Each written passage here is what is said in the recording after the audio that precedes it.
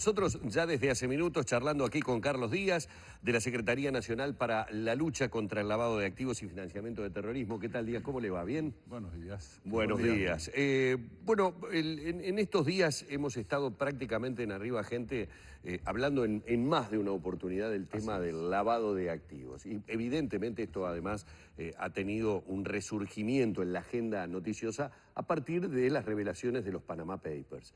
Yo sigo insistiendo que me parece que todavía somos muchos los que no entendemos mucho el tema de los lavados de activos y de los controles que se deben llevar adelante para que, por ejemplo, personas que llegan desde el exterior, que pueden ser recibidas con mucho beneplácito porque vienen a hacer grandes inversiones, en realidad lo que vienen a hacer es a esconder dinero mal habido.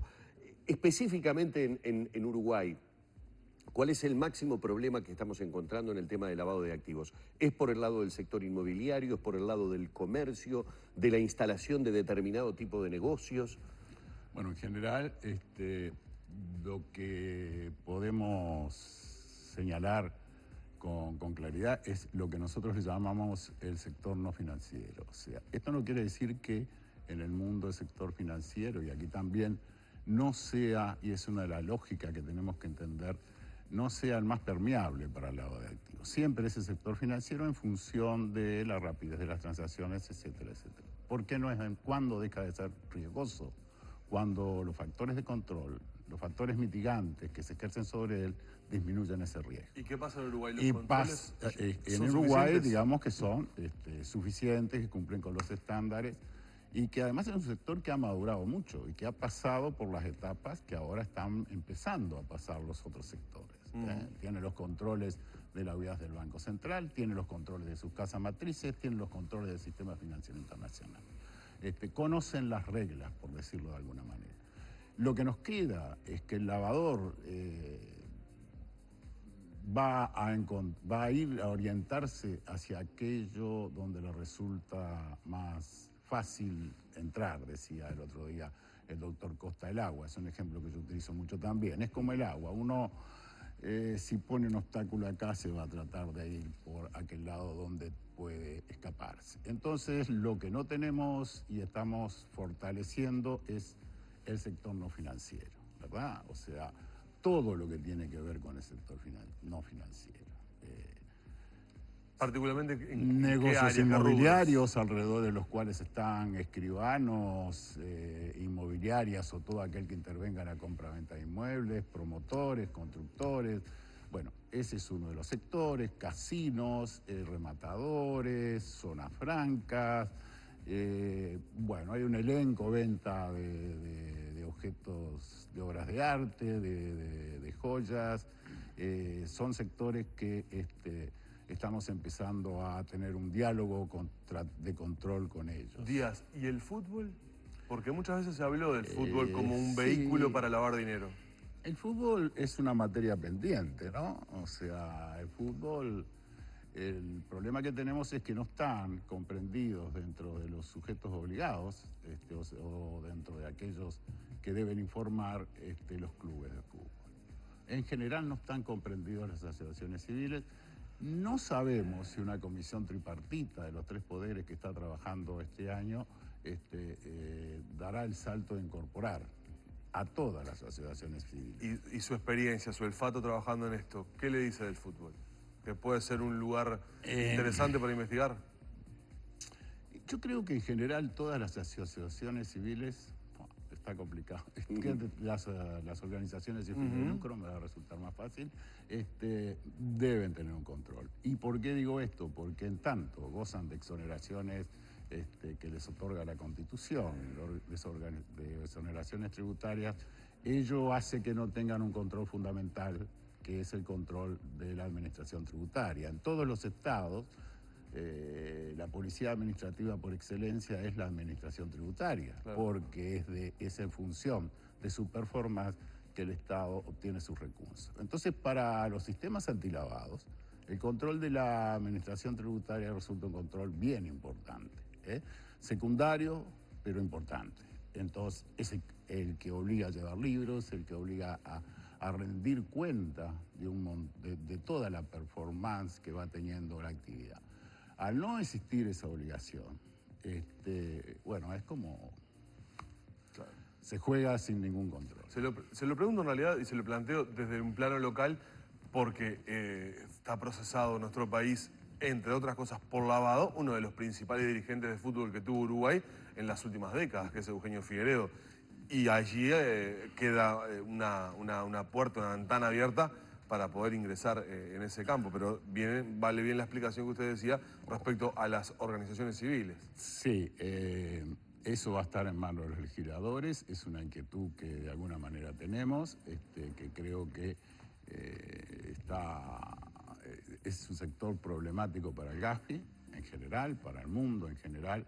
¿Y por qué lo es? Porque allí se negocian valores intangibles, además de que no hay controles. ¿Quién puede decir lo que vale un jugador de fútbol? Es difícil, no hay un elemento objetivo que pueda valorar la capacidad futbolística de una persona. El potencial que El puede llegar a potencial tener. que puede llegar a tener, ese tipo de cosas. Lo que Ahora, vuelve más atractivo el negocio para el lavador. lo que hace más atractivo el negocio para el lavado.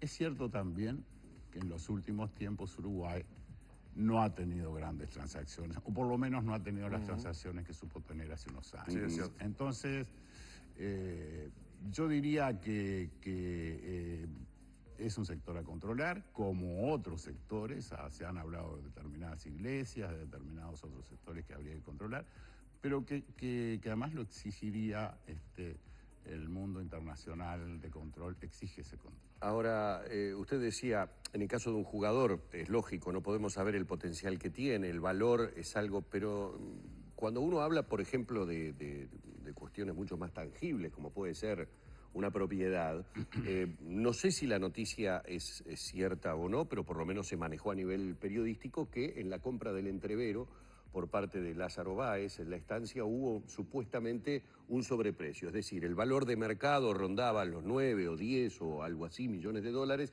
y la compra se realizó por 14 o 16 millones de dólares. Primero reitero, no sé si la versión periodística se ajusta a la realidad. ¿A uno le parece bastante inverosímil, a ver, que en la compra de cualquier artículo yo vaya a comprar este mate que sé más o menos lo que puede llegar a salir y pague muchas veces más su valor? ¿Qué errores se generan allí? No sé si de control, de apreciación, de estimación. ¿Quiénes son los que actúan de mala manera, que no asesoran a un cliente y le dicen, no, mire que no es necesario que pague $1 millón por este bolígrafo, porque en realidad usted de repente por 200 pesos lo puede encontrar? Bueno, allí hay el control que en el caso de que intervenga, ¿no? Porque no en todas las transacciones inmobiliarias hay un intermediario, una inmobiliaria, para llamarla de alguna manera, y a su vez el escribano. O sea, son los dos socios nuestros. A mí no me gusta llamarles sujetos obligados. Yo creo que el principal obligado de control es el Estado. O sea, yo creo que el objetivo que el Estado tiene es ir contra el delincuente, no contra aquellos que, siendo socios de ellos, el escribano, el inmobiliario, tiene que realizar el control.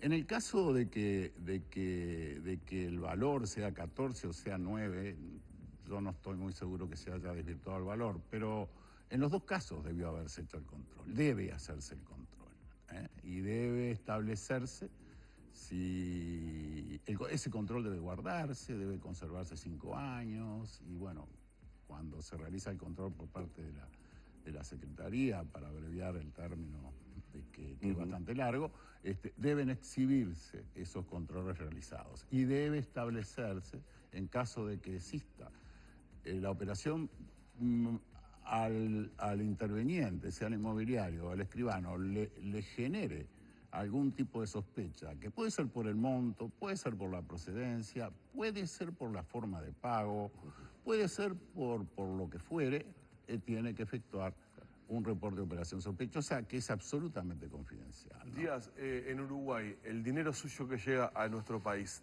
¿de qué actividades viene? ¿Del narcotráfico principalmente?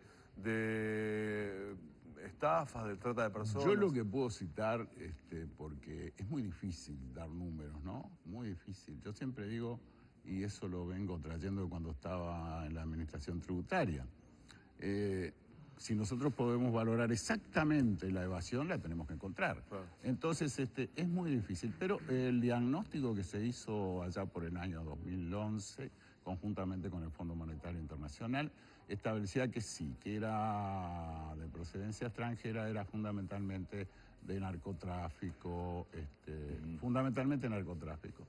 Y bueno, eventualmente ahora corrupción está tomando no sé si lo está tomando o si se está descubriendo más que antes. O sea, ese es un problema a tener en cuenta, es un valor fundamental a tener en cuenta, porque cuando hablamos de corrupción estamos todos involucrados. Ya dejamos los cargos. Yo siempre digo, uno tiene un cargo, pero el cargo pasa, y además de tener el cargo es ciudadano. Uno está pensando en esas cosas que atentan contra los valores que en última instancia son los que regulan nuestra vida como ciudadanos. Lo tengo que despedir, Díaz, pero le pregunto, ¿desde Uruguay hay casos de financiamiento al terrorismo? Es decir, ¿ha manejado, han tenido sospechas, ha habido situaciones en las que se supiera determinado tipo de negocios o emprendimientos financiaban terrorismo?